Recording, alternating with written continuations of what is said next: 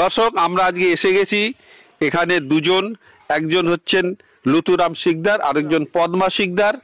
তারা সিএতে অ্যাপ্লিকেশন করেছিলেন ভারতীয় নাগরিকত্ব পাওয়ার জন্য, এবং আজকে আপনারা দেখতে পাচ্ছেন তাদের দুজনেই কিন্তু নাগরিকত্ব সার্টিফিকেট পেয়ে গেছে। আজকে আমি তাদের আপনাদের সামনে হাজির করলাম এবং তাদের আমি কিছু কথা জিজ্ঞেস করে নিচ্ছি।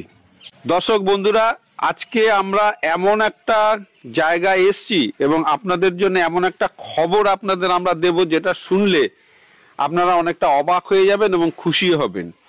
এই যে আপনারা দেখতে পাচ্ছেন আমার একজন কাকু, একজন কাকিমা, তারা সিএতে অ্যাপ্লিকেশন করেছিলেন এবং তাদের হিয়ারিংও হয়ে গেছে।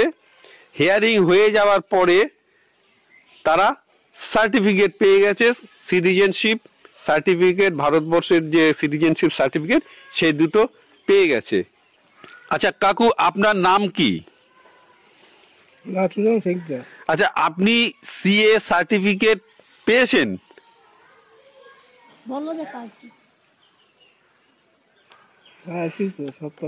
আচ্ছা, একটু দেখান তো সার্টিফিকেট, একটু উঁচু করে একটু দেখান। এই যে আপনারা এদিকে, এই যে আপনারা দেখতে পাচ্ছেন, এটা গভর্নমেন্ট অফ ইন্ডিয়ার সিটিজেনশিপ সার্টিফিকেট তিনি পেয়ে গেছেন। আচ্ছা কাকিমা, আপনার নাম, আপনি তো ওনার স্ত্রী হন, আপনিও একসাথেই কি দরখাস্ত করেছিলেন? একসাথেই দরখাস্ত করেছি, একসাথেই হিয়ারিং হয়েছে এবং সার্টিফিকেটও একসাথেই পেয়েছেন। আচ্ছা, আপনার সার্টিফিকেট একটু উঁচু করে দেখান তো, ওই ক্যামেরার দিকে মুখ করে দেখান দর্শকদের। এই দেখুন দর্শক, এখানে লেখা রয়েছে পদ্মা শিকদার, তিনি সিটিজেনশিপ সার্টিফিকেট পেয়ে গেছেন। আচ্ছা কাকিমা, এবার এটা রাখুন, আপনি কতদিন আগে দরখাস্ত করেছিলেন এবং দরখাস্ত করা থেকে এই অ্যাপ্লিকেশন পাওয়া পর্যন্ত কতদিন সময় লেগেছে? 4 মাস। 4 মাসের মধ্যে আপনি সার্টিফিকেট পেয়ে গেছেন। এবার এই সার্টিফিকেট পাওয়ার পরে আপনার কেমন লাগছে? সার্টিফিকেট পাওয়ার পরে আমি খুব খুশি, আমার খুব গায়ে মনে হয় শক্তি হয়েছে, কোনো চিন্তা ভাবনা নেই এখন আমার, খুব আমি খুশি এতে।